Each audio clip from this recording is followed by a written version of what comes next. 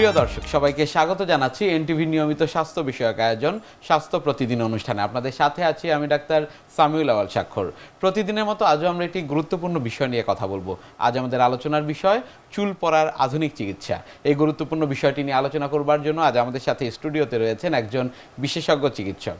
চলুন দর্শক, অনুষ্ঠানের শুরুতেই পরিচিত হয়ে আসছি আমাদের আজকের অতিথির সাথে। ডাক্তার শারমিন রেজা বুবলি 1985 সালের ফেব্রুয়ারি মাসে ঢাকা জেলায় জন্মগ্রহণ করেন। তিনি 2008 সালে ZH Sikdar women's medical college থেকে MBBS ডিগ্রি অর্জন করেন। এরপর তিনি চিকিৎসা বিজ্ঞানে উচ্চতর ডিপ্লোমা ইন ডার্মাটোলজি লন্ডন ও fellowship training in laser Thailand ও ইন্ডিয়া লাভ করেন। বর্তমানে তিনি ডার্মাটোলজি বিভাগের কনসালটেন্ট হিসেবে কর্মরত। আপনাকে স্বাগত জানাচ্ছি আমাদের আজকের এই আলোচনায়। আপনাকে শুভেচ্ছা। চুল পড়া, আমরা জানি যে চুল পড়ার নানা ধরনের চিকিৎসা পদ্ধতি রয়েছে, সেটি আগের যে চিকিৎসা পদ্ধতি তার চেয়ে কতটুকু বেশি কার্যকর? বর্তমানে চুল পড়ার পরিমাণ অনেক বেড়ে গেছে, ছেলে মেয়ে উভয়ই সবারই চুল পড়ার কমন সমস্যা দেখা যাচ্ছে। তো সেই দিক থেকে দেখা যাচ্ছে যে বিজ্ঞান কিন্তু বসে নেই। আমরা আগে অনেক রকম শুধু ওষুধ দিয়ে চিকিৎসা করতাম, এখন কিন্তু অনেক থেরাপিউটিক্যাল চিকিৎসা করছি। সো বর্তমানে চুল পড়ার জন্য সবচেয়ে ইনভেন্টরি এবং অ্যাডভান্স ট্রিটমেন্ট যেটার নাম হচ্ছে QR678। এটি একটি পেটেন্ট সলিউশন যেটা আপনার হেয়ার ফলিকেলগুলোকে রিজেনারেট করছে, আপনার অ্যাঞ্জিওজেনেসিস করছে এবং হেয়ার ফল কমিয়ে দিচ্ছে। সো বর্তমানে সবচেয়ে অ্যাডভান্স ট্রিটমেন্টই হচ্ছে QR678। এই QR678 যদি একটু আমি সংক্ষিপ্ত আকারে বলি, QR mean quick response and 678 এই কোডটা হচ্ছে SOS কোড, মানে যখনই কোনো ইমার্জেন্সি হচ্ছে, যখন আপনি কারোর সঙ্গে কোনো ইমার্জেন্সি কন্ট্যাক্ট করতে চাচ্ছেন তখন এই কোডটা ইউজ করা হয়। সেই কনসেপ্ট থেকেই হচ্ছে QR678। আমাদের বডিতে যখন কোথাও কোনো ইমার্জেন্সি হয় তখন কিন্তু সেখানে কার্যক্ষমতা কমে আসে, তখন আমাদের ইমার্জেন্সি সার্ভিস লাগে, হেল্প লাগে বডিকে সেটা রিজেনারেট করতে। তো সেইখান থেকে এই QR678 এর আবিষ্কার হয়েছে। দেখা গিয়েছিল যে অনেক ক্যান্সার পেশেন্ট, যেমন বিশেষ করে রেটিনোব্লাস্টোমা, এই ধরনের পেশেন্টের ক্ষেত্রে যখন কেমোথেরাপি দেওয়া হয় তখন তাদের চুলটা অনেক বেশি পড়ে যায় এবং রিগ্রোথটা কম হয়। সেই কনসেপ্ট থেকেই তৈরি করা হয়। এটা ইন্ডিয়ান বিজ্ঞানীরা তৈরি করেছেন, বাট এটা FDA অ্যাপ্রুভড। একমাত্র হেয়ার ফলের ট্রিটমেন্ট যেটা FDA অ্যাপ্রুভড পেয়েছে সেটা হচ্ছে এই QR678। এটার মধ্যে অনেকগুলো গ্রোথ ফ্যাক্টর থাকে, যেমন ভাস্কুলার এন্ডোথেলিয়াল গ্রোথ ফ্যাক্টর যেটা আপনার অ্যাঞ্জিওজেনেসিস বা ব্লাড সার্কুলেশন বাড়াচ্ছে। এছাড়া থাকছে বেসিক ফাইব্রোব্লাস্ট গ্রোথ ফ্যাক্টর যেটা সেল রিনিউয়াল করছে, এবং কেরাটোনোসাইট গ্রোথ ফ্যাক্টর যেটা আপনার হেয়ার ফলিকেলগুলোকে গ্রোথ করছে, হেয়ারের ফলটাকে কমিয়ে দিচ্ছে। থাইমোসিন 4 এবং কপার ট্রাইপেপটাইড, এই যে ফ্যাক্টরসগুলো, প্রত্যেকটা ফ্যাক্টরস এক্সিলেন্টলি আপনার হেয়ার গ্রোথ ফলিকলগুলোকে এক্সিলেন্টভাবে আপনাকে রিজেনারেট করতে হেল্প করছে, এবং হেয়ার ফল কমে যাচ্ছে 60 to 70% এবং হেয়ার রিগ্রোথ হচ্ছে 40 to 60%। এবং এইটা খুবই কুইকলি কাজ করছে, এবং এটা আপনার মোটামুটি কোনো রকম ডাউন টাইম ছাড়াই আপনার পেশেন্টকে রেজাল্ট দিচ্ছে। তাদের জন্য এটা একেবারে কার্যকর, সেটি আপনারা কিভাবে নির্ধারণ করে থাকেন? আচ্ছা, এইটা যেমন আমরা বলছি এখন বর্তমানে অনেক রকমের চুল পড়ার রোগী আমরা পাই, কিন্তু ক্যাটাগরিগুলো কিন্তু একটু ডিফারেন্ট হয়। যেমন androgenetic alopecia, male and female pattern, তারপরে হচ্ছে telogen effluvium, stress related hair fall, seborrheic dermatitis বা সোরিয়াসিস পেশেন্ট, সবার ক্ষেত্রে কিন্তু হেয়ার ফলের হিস্ট্রি থাকছে। সো আমরা কম বেশি সব পেশেন্টদের উপরে এই ট্রিটমেন্টটা করতে পারছি, কারণ এটা আপনার শুধু গ্রোথ ফ্যাক্টরগুলোকে হেল্প করছে হেয়ার রিগ্রোথ রিগ্রেট করতে। সো দেখা যাচ্ছে যে আমরা এটা কম বেশি সব রকম টাইপের পেশেন্টের উপরে দিতে পারি। চিকিৎসকের কাছে যখন শরণাপন্ন হচ্ছেন রোগীরা, তখন আসলে সেই কাউন্সেলিংটা আপনারা কীভাবে করছেন? প্রথমত যখন আমাদের কাছে কোনো পেশেন্ট আসে, আমরা তার হিস্ট্রি নেই, তার এজ দেখি এবং তার স্ক্যাল্পের কন্ডিশন দেখি। দেখার পরে আমরা তাদেরকে কোনো রকম পরীক্ষা নিরীক্ষা প্রয়োজন হলে সেটি করি। করার পরে আমরা কনফার্ম হই যে আসলে তার রোগটা কীরকম টাইপের। সেটার উপর ডিপেন্ড করে আমরা পেশেন্টদেরকে এটা সাজেস্ট করে থাকি। রোগ ভেদে বা পেশেন্টের উপর ডিপেন্ড করে এটি 6 থেকে 10টি সেশন প্রয়োজন হয়।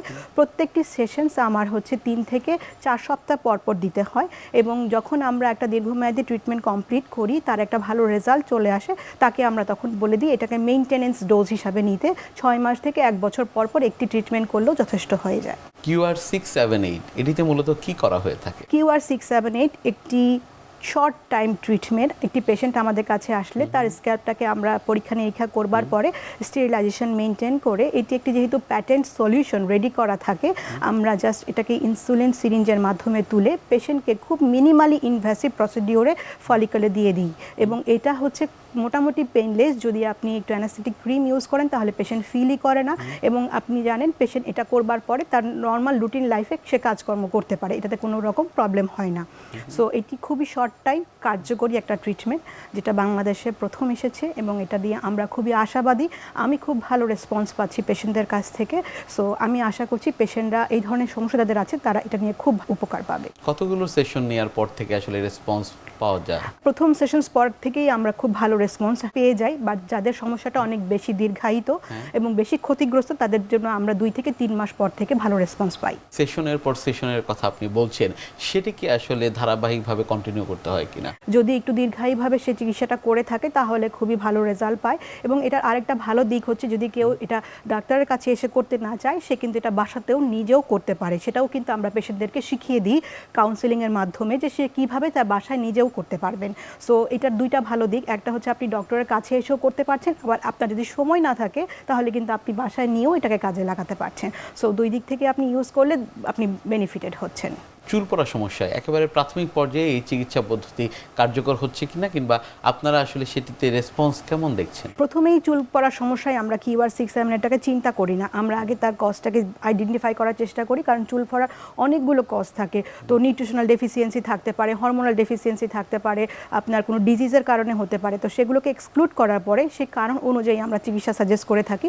প্রথমত আমরা হচ্ছে টপিক্যাল সলিউশন এবং কিছু ভিটামিনসের মাধ্যমে চেষ্টা করি। যদি সেটা রেসপন্স না করে তাহলে আমাদের আরও কিছু থেরাপিটিক্যাল ট্রিটমেন্ট থাকে, যেমন আমরা PRP করে থাকি। PRPটা খুব ভালো রেসপন্স করে, বাট PRPটা হচ্ছে অটোলোগাস ট্রিটমেন্ট, পেশেন্টের ব্লাড থেকে নিয়ে পেশেন্টকে দেওয়া হয় বলে সেটা কিন্তু অ্যাকচুয়ালি এখন পর্যন্ত FDA অ্যাপ্রুভড না, কারণ এটা কোনো স্ট্যান্ডার্ড কোনো চার্ট তৈরি হয়নি। সো দেখা যায় যে অনেক পেশেন্ট PRP করছে, কিন্তু যখনই বন্ধ করে দিচ্ছে তখন আবার হেয়ার ফল শুরু হয়। সেই ক্ষেত্রেই আমরা এই QR-6-7 পেশেন্টদেরকে সাজেস্ট করে থাকি। নিশ্চয়ই। পরবর্তীতে আসলে সেটি ফলো আপ আপনারা কীভাবে করে থাকেন? আমরা যখন পেশেন্টদেরকে QR-6-7 সেশনস কমপ্লিট করি তখন তাদেরকে আমরা তাদের ফলো আপের টাইমিংটাও দিয়ে দিই, যে 6 মাস পর পর তারা আমাদেরকে এসে তার ফলো আপটা জানাবে। এই 6 মাসের মধ্যে যদি সে ফিল করে যে সে আবার তার হেয়ার ফল হচ্ছে বা কোনো প্রবলেম হচ্ছে, তখনই তারা জানাতে পারে, অথবা তারা 1 বছরের মধ্যে একটা মেনটেন্যান্স ডোজ নিলেও কিন্তু তাদের হয়ে যাবে।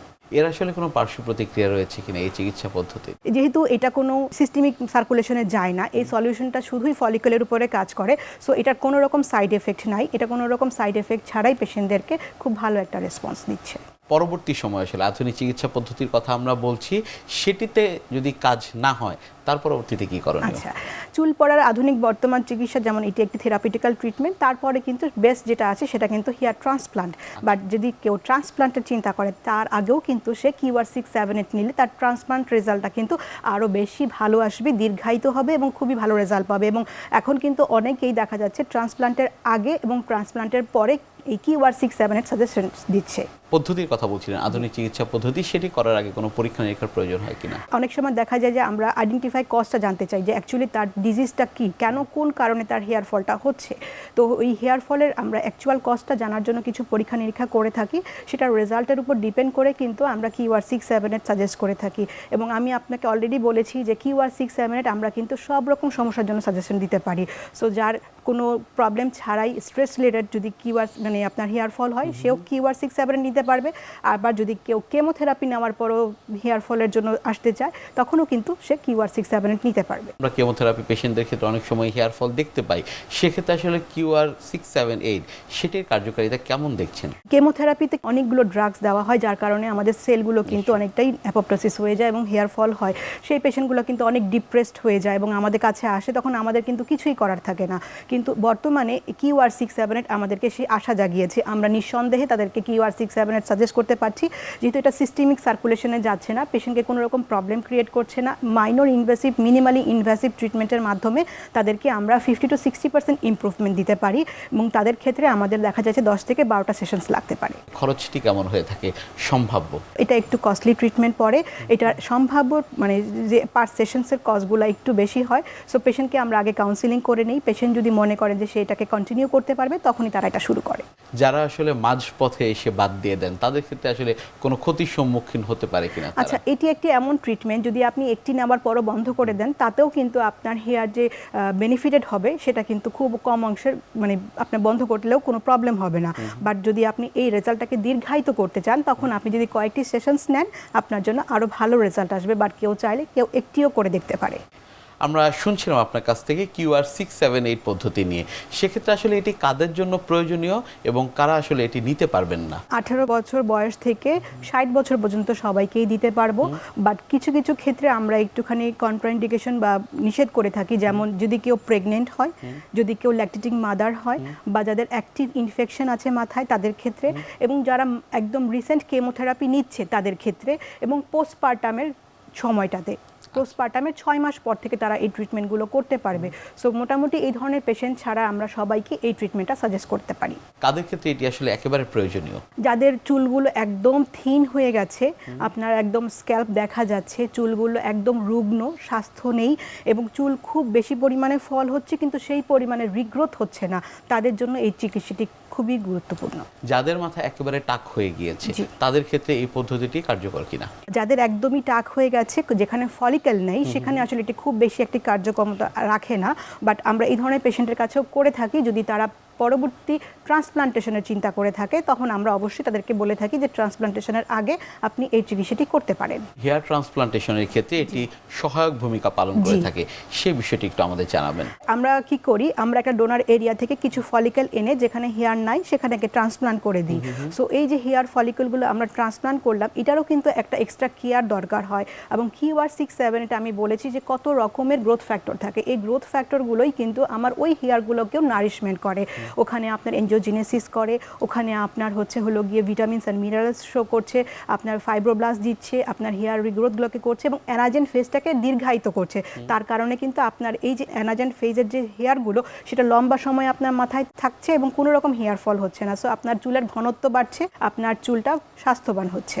প্রাত্যহিক জীবনযাপনে কোনো পরিবর্তন আনার প্রয়োজন রয়েছে কিনা এই চুল পড়ার আধুনিক চিকিৎসা পদ্ধতি ব্যবহার করার ফলে? এটিতে কোনো রকম পরিবর্তন নাই, আপনি নর্মাল আপনার লাইফস্টাইল সব কিছু মেনটেন করবেন, শুধু আমাদের কাছে এসে মান্থলি একবার করে আপনি এই ট্রিটমেন্টটি নেবেন এবং নর্মাল যে আপনার লাইফস্টাইলের মধ্যে যেমন পরিপূর্ণ ঘুম, আপনার সুষম খাদ্য, এগুলোকে আপনি ম্যানেজ করবেন, স্ট্রেস কম রাখার চেষ্টা করবেন, কোনো ডিজিজ থাকলে সেটার জন্য আপনি সহায়ক চিকিৎসার সাথে রাখবেন, তাহলে এটার পরিপূর্ণ যে বেনিফিট সেটা আপনি পাবেন। চুল পড়ার ক্ষেত্রে শ্যাম্পু থেকে শুরু করে অন্যান্য বিষয়কে অনেকে দায়ী করে থাকেন, সেটির সাথে আসলে এই যে আধুনিক চিকিৎসা পদ্ধতি এটির কোনো সম্পর্ক রয়েছে কিনা? আসলে আমরা তো এখন চুলে অনেক রকম কেমিক্যাল ইউজ করে থাকি এবং কেমিক্যালের একটা সাইড ইফেক্ট থাকে, কেমিক্যালের কারণেই অনেক রকম হেয়ার ফলটা আমাদের বেড়ে যায়। সো যতটুকু চেষ্টা করতে হবে কেমিক্যাল কম ইউজ করতে, কেমিক্যাল ফ্রি শ্যাম্পু চুজ করতে, মেডিকেটেড শ্যাম্পু চুজ করতে, যদি চুলে ড্যান্ড্রাফ থেকে থাকে তাহলে সেভাবে করে ড্যান্ড্রাফের জন্য শ্যাম্পু ইউজ করতে, কারণ ড্যান্ড্রাফ একটা বড় ফ্যাক্টর আপনার হেয়ার ফলকে বাড়িয়ে দেওয়ার জন্য। সো এই যে ফ্যাক্টরগুলো যদি আপনি একজন ডক্টরের কাছ থেকে জেনে নেন তাহলে কিন্তু আপনি দীর্ঘমেয়াদী একটা সুফল পাবেন আপনার হেয়ার ফলকে কন্ট্রোল করবার জন্য। যাদের চুলে আসলে খুশকির সমস্যা রয়েছে তাদের ক্ষেত্রে এই পদ্ধতি কার্যকর কিনা? অবশ্যই কার্যকর, কিন্তু তার আগে আমরা তাকে একটা মেডিকেটেড শ্যাম্পু দিয়ে তার ড্যান্ড্রাফের পরিমাণটা কমিয়ে এনে তারপরে আমরা এই চিকিৎসাটি প্রদান করে থাকি, কারণ আমি বলেছি যখনই আপনার মাথায় কোনো ইনফেকশন থাকবে বা অ্যাক্টিভ ইনফেকশন থাকলে আমরা এই ট্রিটমেন্টটা করি না, এবং যখন সে এটাকে ক্লিয়ার করে ড্যান্ড্রাফ মুক্ত হয়ে আমাদের কাছে আসেন তখন আমরা এটা থেকে আরও বেনিফিট পাই। সো যার জন্য আমরা আগে তাকে কাউন্সেলিং করে তাকে একটা ড্যান্ড্রাফ শ্যাম্পু দিয়ে তারপর চিকিৎসাটি করতে বলি। চুল পড়ার আধুনিক চিকিৎসা পদ্ধতি নিয়ে আপনার কাছ থেকে আমরা আরও জানবো, তবে তার আগে আমাদের এই অনুষ্ঠানে একটি নিয়মিত সেগমেন্ট হচ্ছে বিভিন্ন খাদ্যের পুষ্টি গুণাগুণ সম্পর্কে আমাদের দর্শকদের জানিয়ে দেয়া। প্রিয় দর্শক, দেখছেন স্বাস্থ্য প্রতিদিন। কথা হচ্ছিল খুব গুরুত্বপূর্ণ একটি বিষয়, চুল পড়ার আধুনিক চিকিৎসা পদ্ধতি নিয়ে। অনুষ্ঠানের পর্যায়ে দেখে নেব বিভিন্ন খাদ্যের পুষ্টি গুণাগুণ সম্পর্কে আমাদের পুষ্টিবিদদের কাছ থেকে। শরীরের সবচেয়ে সৌন্দর্য যেটি আমাদের প্রকাশ করে সেটি হচ্ছে চুল।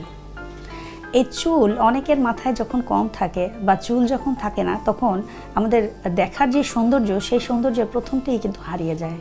এই চুলের যত্ন নিন, চুলকে সুস্থ রাখতে হবে। ভেতর থেকে যখন আপনি সুস্থ থাকবেন তখন বাইরের চুলগুলো থাকবে মসৃণ এবং দারুণ সুন্দর। অনেকেরই চুল বারবার পড়ে যাওয়ার বা ভেঙে যাওয়ার একটি কমপ্লেইন কিন্তু আমরা পেয়ে থাকি। সো অনেক সময় আমাদের ওয়েদারের কারণে চুল পড়তে পারে, অনেক সময় আমাদের যে খাবারটা ইনটেক করছি সেই খাবারের কারণে হতে পারে, আমাদের পানি অনেক সময় ভালো থাকে না, এই পানির কারণে পড়তে পারে। কিন্তু ঠিক যদি আপনার লাইফস্টাইল অ্যান্ড ফুড হ্যাবিট যদি ঠিক রাখতে পারেন তাহলে এই বাড়তি চুল পড়ার যে ঝামেলা সেটা থেকে আপনি এড়িয়ে যেতে পারেন। সেক্ষেত্রে আপনার চুলকে প্রতিদিন যত্ন নেওয়ার পাশাপাশি কিছু ভালো খাবার রাখুন খাদ্য তালিকায়। কী রাখবেন খাদ্য তালিকায়? খাদ্য তালিকায় রাখতে হবে যথেষ্ট পরিমাণ প্রোটিন। প্রোটিনের অভাবে চুল কিন্তু ভেঙে যায়, প্রোটিনের অভাবে চুলের স্কিন বা মজবুত যেটি সেটা কিন্তু হারিয়ে যায়। সেক্ষেত্রে খাদ্য তালিকায় রাখতে পারেন ডিম, দুধ, এগুলো সবই কিন্তু প্রোটিনের অংশ। এছাড়া রাখতে পারেন ভিটামিন ই সমৃদ্ধ বাদাম, সেই বাদামগুলো কিন্তু খাবারের তালিকায় যদি আমরা রাখি তাহলে চুলের গ্রোথ ভালো থাকে, মজবুত থাকে, ভেঙে পড়ার যে বিষয়টি থাকে সেটিও কিন্তু আমাদের নষ্ট হয়ে যায়।